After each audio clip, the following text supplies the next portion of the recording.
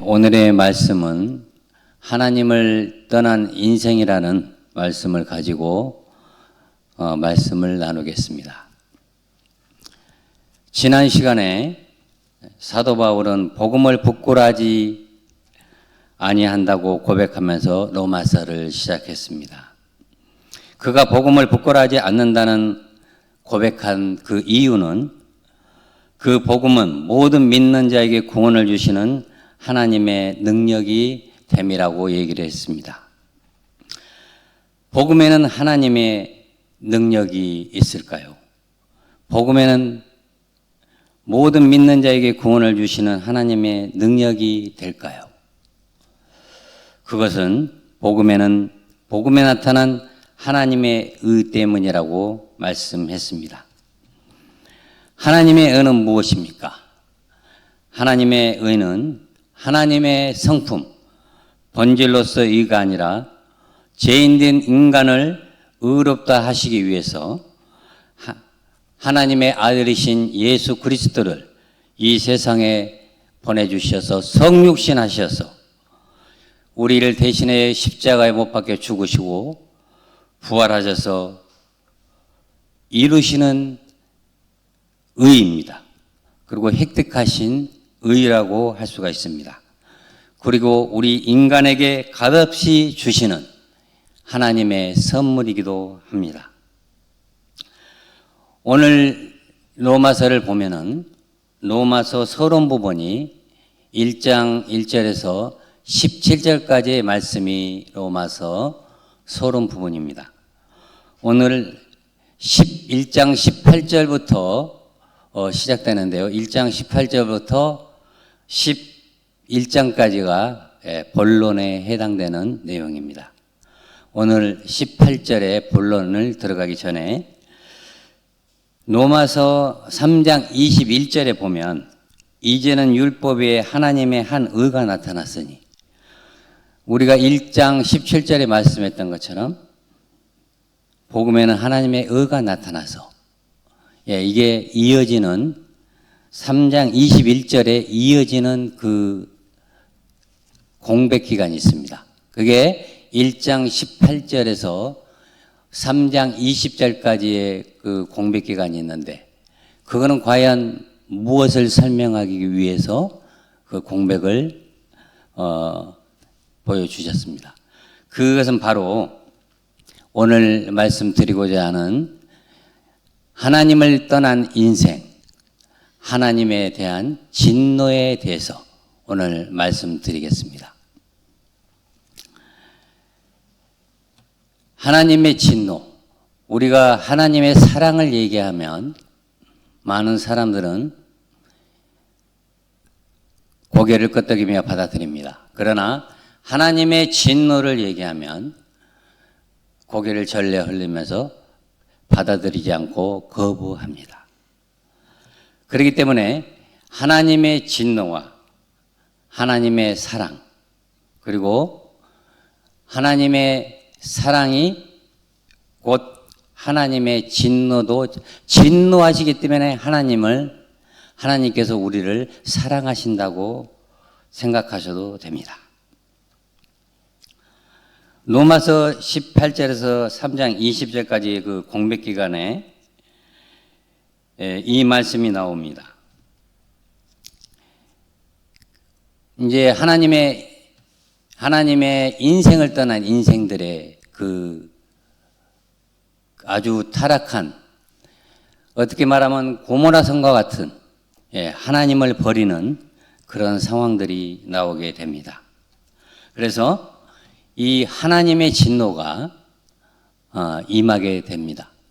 이 하나님의 진노, 이 앞으로 3장 21절까지 공백 기간이 있는데 한 두세 번 정도 하나님의 진노에 대해서 설명하게 될 것입니다.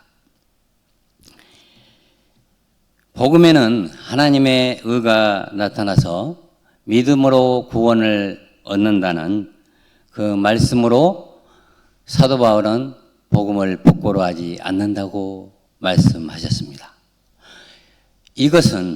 이 복음은 이 로마서 전체의 주제요, 성경 전체의 핵심 주제라고 말할 수가 있습니다. 우리가 하나님의 진노를 깨닫지 못하면 하나님의 사랑도 깨닫지 못한다는 것입니다. 그렇다면 하나님의 복음도 우리가 깨닫지 못한다고 말할 수 있습니다. 하나님께서는 우리를 사랑하기 때문에 진노하신다고 말씀하고 있습니다. 칼 바르트가 좋은 말을 남겼는데요. 칼 바르트는 하나님의 진노는 우리가 심판자를 사랑하지 않는 한 반드시 맞이하게 되는 심판이며, 우리가 문제를 문제로 이해하지 못하는 한 언제나 그대로 남아있는 삶의 문제다 라고 얘기했습니다. 그러니까 하나님의 진노가 왜 임하냐? 하나님의 진노가 임하는 이유는 불의로 진리를 막는 자들 때문입니다. 그리고 하나님을 사랑하지 않고 또 경건치 않기 때문에 하나님은 진노를 하는 것입니다. 19세기 초 미국 무신론자 철학자 잉거솔이라고 있습니다. 이 잉거솔이라는 사람은 이 무신론 강의로서 역사상 이렇게 무자비하게 하나님의 무신론을 강조한 사람이 없습니다. 이 사람은 그 어느 날 청중들을 광장에 모아놓고 무신론 강연을 실행합니다. 이 무신론이 시작되기 전에 이 많은 사람들은 자유주의 신앙, 또 인본주의 신앙, 또 개인주의, 또 이성의 신앙이 자리 잡고 있기 때문에 이 잉거솔의 강의를 아주 좋아했고 아주 인기가 많았다고 합니다. 그래서 이 잉거솔은 철학자이자 변호사였지만 미국의 일리아노주의 법무부 장관까지 하는 그런 쾌거를 누립니다. 그런데 이 잉거솔이 강연 중에 한 절정에 도달했을 때 그가 매우 흥분한 어조로 하나님께 정면 도전장을 냅니다. 신이여, 내가 앞으로 당신에게 5분간 시간을 주겠소. 나는 5분 동안 당신을 저주할 것입니다. 5분 동안 저주를 하고 하나님에 대해서 온갖 모욕을 할 것입니다.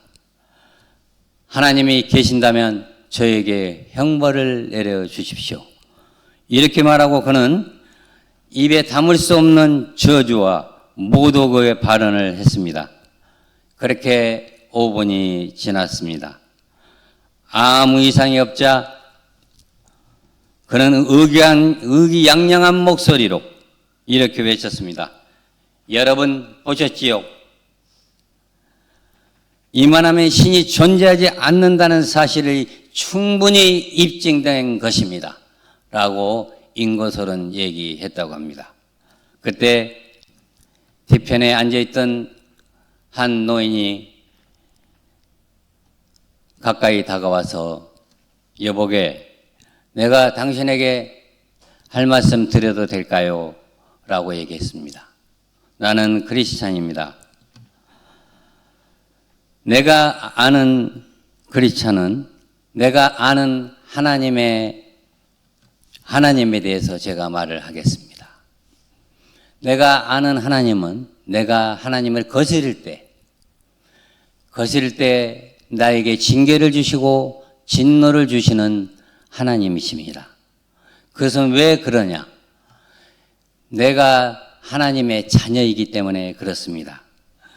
오늘 당신이 증명한 것은 하나님이 없다는 것을 증명한 것이 아니요, 하나님이 당신을 버렸을 수도 있다는 그런 증명을 한 것입니다. 그렇게 말하고 이 노인은 돌아갔다고 합니다. 그러면 우리가 히브리서 12장 8절 말씀을 한번 볼까 합니다. 히브리서 12장 8절 말씀을 보면 징계는 다 받는 것이거늘 너희에게 없으면 사생자요 친아들이 아니니라고 말씀하고 있습니다. 우리가 죄를 지어도 아무런 징계가 없다면 하나님의 자녀가 아닐 수 있기 때문입니다. 여러분은 이 문제를 해결하셨습니까? 아직도 하나님의 진노 아래 있습니까? 여러분은 심판자를 사랑하십니까? 아니면은 아직도 하나님을 그 문제를 해결하지 못하고 아직도 하나님 진노 아래 있습니까? 여러분은 이 문제를 해결해야 됩니다. 그러면 하나님의 사랑과 하나님의 진노에 대해서 제가 장심히 설명을 드릴까 합니다. 하나님의 성품은 동시에 본질적인 완전한 사랑이라고 할 수가 있습니다. 이 하나님의 본질적인 완전한 사랑, 이것은 우리가 어떤 상황에 있든지, 우리가 죄를 짓고 있든지, 우리가 남에게 버림을 받았든지, 또 어떤 상황이든 어떤 문제가 있든지 어떤 상황 속에서도 변함없이 사랑하시는 하나님, 그 하나님이 본질적이고 완전한 하나님이라고 정의를 내릴 수가 있습니다. 우리 인간에게도 진노가 있습니다. 우리 인간에게도 또 많은 사람들을 징계합니다. 우리도 자녀를 징계하지 않습니까? 제가 마트를 한번 갔는데 어떤 아기가 한 8개월 정도 되는 아기가 있는데 어떤 어머니가 아기에게 혼내는 모습을 봤습니다. 너는 왜 내 말귀를 못 알아듣니? 이렇게 화를 내고 있었습니다. 그 화낸 그 8개월 되는 그 아이가 말귀를 알아듣겠습니까? 그러나 그 얼마나 양육이 어려웠고 그 사람의 상황이 어려웠으면 아이에게 진노를 하겠습니까? 그래서 우리 인간의 진노나 우리 인간의 징계는 하나님과 같이 완전한 사랑의 진노를 내릴 수 없다는 것입니다. 복음에는 굿뉴스가 나가기 전에 먼저 배드뉴스가 나갑니다. 복음에는 기쁜 소식보다 나쁜 소식이 먼저 나갑니다. 우리는 하나님의 진노 아래 있기 때문에 구원이 필요한 것입니다. 그러므로 우리가 하나님의 진노 아래 있다는 것을 우리는 알고 우리는 하나님의 의를 구해야 되는 것입니다. 오늘의 말씀 중에 존 스토트가 하신 말씀이 있는데요. 말씀을 잘 정리해 놨는데 죄에 맞서는 하나님의 진노는 어떤 명백한 이유 없이 이성을 잊고 폭발하신다는 것을 의미하지 않습니다. 그분의 진노는 수수께끼 같거나 비이성적이지 않다. 그분의 진노는 예측할 수 없는 것이 아니라 오히려 언제나 예측 가능하다. 왜냐하면 악에 의해 그리고 오직 악에 의해서만 유발되기 때문이라고 존 스토트는 얘기했습니다. 그것은 뭐냐면은 우리가 진노하는 것은 여러 가지 이유로 진노하겠지만은 하나님의 진노와 하나님의 징계는 악에 의해서만 유발된다는 것입니다. 악에 의해서만 진노를 하기 때문에 우리가 예측 가능하다고 할 수 있는 것입니다. 우리가 성경을 보면 인간의 죄에 대해 하나님의 심판의 세 가지가 있습니다. 첫째는 즉각적인 심판이 있고 두 번째는 유보적 심판이 있습니다. 세 번째는 유기적인 심판이 있습니다. 즉각적인 심판, 첫째, 곧바로 하나님의 진노가 임하는 것이죠. 징계가 임하는 것을 즉각적 심판이라고 합니다. 둘째로는 유보적 심판입니다. 우리가 회개할 때까지 하나님께서 긍휼과 자비로 기다려 주시는 겁니다. 그러면 이 즉각적 심판은 이 즉각적 심판이 내릴 때는 하나님이 세우신 하나님의 핏값으로 세우신 이 교회를 해치는 자가 있다면 이런 사람들은 바로 즉각적 심판의 징계를 받습니다. 그러나 이 유보적 심판은 하나님께서 이 개인적인 죄, 이런 것은 엄청나게 인내하시고 참으신다는 것입니다. 그런데 세 번째, 유기적 심판이라는 것은 인간이 무슨 짓을 하든 그냥 내버려 두는 저주입니다. 유기, 즉 방임이라는 진노입니다. 이것도 하나의 진노의 형태입니다. 우리가 로마서 24절, 26절, 28절, 로마서 1장 24절에서 26절, 28절 세 군데가 다 내버려 두셨으니 라고 세 번이 강조되고 있습니다. 그것은 하나님의 24절 보면 마음의 정욕대로 도로움을 내버려 두사. 그리고 26절에는 그들이 부끄러운 욕심에 내버려 두셨으니. 그리고 28절에는 그 상실한 마음대로 내버려 두사.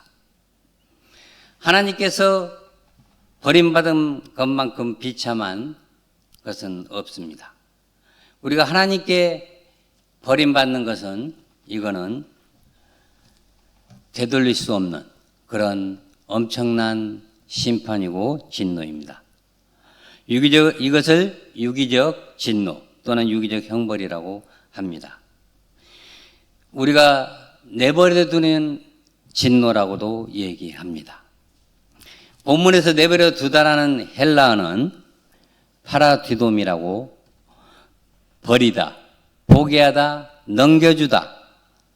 성경에는 119회나 사용되는 단어입니다. 그냥 제 가운데 내버려 두신다는 의미입니다. 더 이상 기대하지 않으시고 포기해버리시고 사단에게 넘겨주세요 버린다는 그런 말입니다. 이런 말을 들으면 사람들은 왜 사랑의 하나님께서 어떻게 이렇게 할 수 있습니까? 라고 따지는 분들이 있습니다. 이런 결과가 있게 된 것은 마치 하나님의 사랑이 부족해서 인내심이 부족하여 생긴 결과인 것처럼 원인을 하나님께 돌리는 잘못된 습관이 있습니다. 이 마음과 생각인 바로 죄의 속성인 자신의 잘못을 다른 사람에게 돌리는 죄의 정가성에서 나온다는 것입니다. 오늘 1장 18절 말씀을 우리 같이 합독을 한번 해보겠습니다. 18절 말씀은 불의로 진리를 막는 자들인데 우리 같이 한번 읽겠습니다. 하나님의 진노가 불의로 진리를 막는 사람들의 모든 경건하지 않음과 불의에 대해 하나님으로부터 나타났나니. 인간이 하나님의 진노를 받을 수밖에 없는 첫째 이유는 무엇일까요? 불의로 진리를 막는 자들 때문입니다. 불의로 진리를 막는 자들이 얼마나 많습니까? 동성애를 칭호하는 사람들, 그리고 이 로마서의 29장 이후에 얼마나 많은 죄악과 또 동성애와 이런 것들이 많지만은 그 진리를 어떻게 다르게 해석해서 이거는 동성애가 아니고 어떻게 해서든 이렇게 바꿔서 이 동성애법을 통과시키려고 하는 그런 불의로 진리를 막는 자들이 있기 때문입니다. 그리고 경건치 않기 때문이라고 성경은 말씀하고 있습니다. 이 불의를 막는 자들은 하나님의 전지와 뜻을 알고 있으면서도 그것을 왜곡하며 하나님을 부정하는 자를 불의를 막는 자들이라고 할 수 있습니다. 하나님의 진노를 알면서도 그걸 저지르는 사람들도 있습니다. 과학에는 눈에 보이는 세계에 대해서 많은 정확도가 있습니다. 그러나 눈에 보이지 않는 영역인 세계에 대해서는 전혀 무지하다는 그런 사실을 기억해야 합니다. 우리가 사는 이 세상에 눈으로 볼 수 없지만 존재하는 것들이 얼마나 많습니까? 인간의 양심에 눈에 보입니까? 어디에 위치해 있습니까? 위치를 이해할 수가 없고 무엇이라고 말할 수 없지만 양심은 인간에게 매우 중요한 자리를 차지하고 있다는 것입니다. 그렇기 때문에 우리는 하나님의 사랑과 하나님의 진노, 이것을 정확하게 알아야 됩니다. 하나님이 우리를 사랑하기 때문에 우리를 진노하시고 징계한다는 것입니다. 이 과학이 우리 이 기독교와 관계가 없다고 말하는 사람도 있지만 이 과학에 관계가 아주 많다는 우리 갤럽을 하나 말씀드리려고 합니다. 미국의 갤럽 통계에 의하면 과학자 300명을 놓고 그들이 하나님을 믿는지 안 믿는지를 조사하여 통계해냈습니다. 믿지 않는다는 과학자가 20명이었고 알 수 없다는 과학자가 38명이었습니다. 그러나 놀라운 것은 하나님의 존재를 믿는 과학자가 242명이나 있었습니다. 오히려 과학자들의 92%가 하나님의 살아계심을 찬양하고 있었다는 것입니다. 그것은 이 과학 속에 하나님의 진리가, 하나님의 이 세상을 창조하시는 진실이 드러나기 때문입니다. 그렇기 때문에 이 과학자들이 하나님을 믿는 사람들이 92%나 되는 것입니다. 22절에 보면 스스로 지혜 있다 하나 어리석게 되어 이런 말씀이 나옵니다. 자신이 지혜로운 자라고 어리석은 생각을 하고 있습니다. 이것은 교만의 극치입니다. 하나님의 은혜가 아니면 한순간도 살아갈 수 없는 존재임을 인정하는 것이 지혜로운 사람입니다. 그래서 우리는 하나님께 자주 나는 아무것도 아닙니다 라고 고백할 수 있어야 된다는 것입니다. 인간은 세 가지 한계를 가지고 있습니다. 첫째, 능력의 한계를 가지고 있습니다. 그리고 두 번째, 생명의 한계를 가지고 있습니다. 그리고 의의 한계를 가지고 있다는 것입니다. 우리가 하나님의 의를 받지 않고서는 구원을 받을 수 없듯이 그러나 우리가 의를 다룰 수는 없는 것입니다. 23절을 우리가 다시 한번 읽겠습니다. 23절 말씀은 썩어지지 아니하는 하나님의 영광을 썩어질 사람과 새와 짐승과 기어다니는 동물 모양으로 우상을 바꿨느니라. 그렇습니다. 인간은 하나님을 경외하고 하나님을 사랑해야 되지만은 하나님을 찬양하고 하나님께 의지하고 하나님을 따라야 되지만은 인간은 하나님을 떠나면 무언가 다른 우상을 섬겨야 된다는 것입니다. 그 우상에는 우리가 눈에 보이는 우상이 있고 그렇지 않는 우상이 있습니다. 우리가 성경을 보면 엘리 제사장이 나옵니다. 엘리 제사장의 아들이 홈리와 비느하스인데 엘리 제사장 홈리와 비느하스를 제대로 양육하지 못했고 저대로 잘못을 징계하지 못했고 진노하지 못했기 때문에 그들은 하나님께 징계를 받은 것입니다. 그들 모두가 하나님께 징계를 받아 죽게 되었던 것입니다. 그러므로 우리가 우상으로 얘기하는 것은 하나님보다 더 사랑하는 게 있으면 그게 우상입니다. 그게 예를 들어서 자녀를 더 사랑한다. 하나님보다. 그것도 우상입니다. 그리고 가족을 더 사랑한다. 그것도 우상입니다. 여러분, 뭐니 해도 뭐니를 좋아하죠? 뭐니를 사랑하는 것도 하나님보다 더 사랑하는 것도 이것도 하나님의 우상이 되는 것입니다. 팀 켈러 목사님이 좋은 말을 남겼습니다. 인간의 마음은 중립적으로 진공 상태가 아니라 무언가를 숭배해야 한다. 우리는 창조주를 경배하도록 만들어져 있기 때문에 그분을 거부하면 그 대신 다른 무언가를 경배하게 되어 있습니다. 우리는 목적이 있는 피조물이기에 무언가를 위해 살아야 하기 때문입니다. 그렇기 때문에 우리가 우상을 만들고 우리가 이 아이콘을 만들어서 이 아이콘에 절을 하고 이 아이콘을 우상화하는 그런 우상을 만드는 그런 시대에 살고 있다는 것입니다. 우리가 구약에 얘기하는 그 우상만 생각하면 안 됩니다. 지금 현 시대에 우상이 무엇인가를 우리가 곰곰이 생각하면서 그 우상을 제거해 버려야 우리가 하나님의 사랑을 받을 수 있는 우리 모든 성도들이 될 수 있습니다. 할렐루야. 우상은 직접적인 우상과 간접적인 우상을 구분할 수 있습니다. 눈에 보이는 잘못된 형상을 숭배하는 것은 직접적인 우상이겠고 그 위에 하나님보다 더 사랑하는 관심을 보이는 것들은 우상이 될 수 있습니다.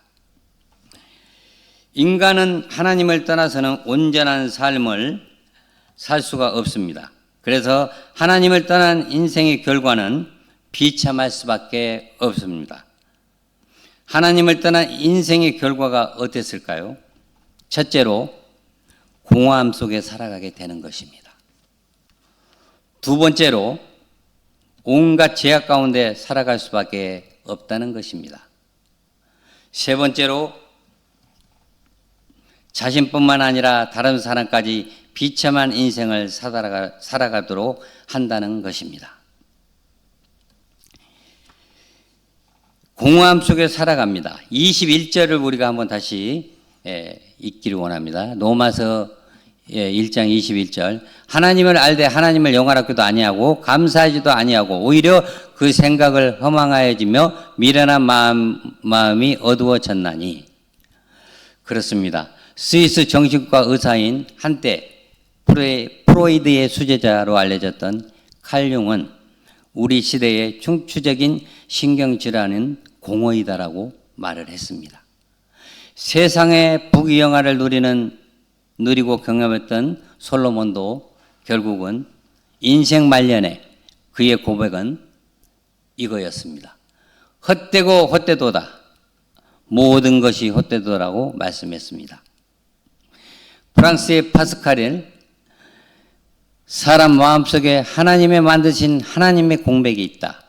이것이 어떠한 피조물로 채워질 수 없고 하나님의 예수 그리스도를 통해서만 채워질 수 있다고 그렇게 파스칼은 말하고 있습니다. 죄의 종류는 인간 내면에 관련된 죄가 있고 인간관계에 관한 죄가 있습니다. 그리고 하나님과 관계에 관한 죄악이 있습니다. 세 번째, 자신뿐만 아니라 다른 사람들까지 비참한 인생을 살도록 합니다. 우리가 32절을 한번 같이 읽겠습니다. 그들이 이 같은 일을 행하는 자는 사형에 해당한다고 하나님께서 정하심을 알고도 자신들만 행할 뿐 아니라 또한 그런 일을 행하는 자들이 옳다 하느니라. 오늘 우리가 긴장해야 할 중요한 진리가 있습니다. 그것은 곧 하나님께서 우리가 하나님께서 우리에게 진노를 하시지만은 우리가 하나님의 진노도 받아야 합니다. 또 하나님의 사랑도 받아야 됩니다. 이 복음에는 하나님의 진노가 없으면 복음이 성립되지가 않습니다. 그렇기 때문에 그것은 곧 우리가 복음을 제대로 알려면 하나님의 진노와 하나님의 사랑이 함께 있습니다. 사랑하기 때문에 진노한다는 것을 알아야 됩니다. 그것은 곧 하나님께 버림받지 않아야 한다는 중대한 진리인 것입니다. 하나님께 버림받으면 끝장입니다. 파멸입니다. 그 이상의 비극은 없습니다.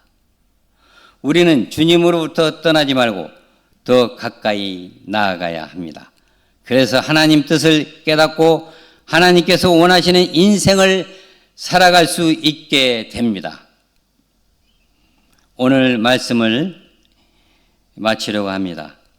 마이드 로드 존슨 목사님의 말씀으로 마치겠습니다.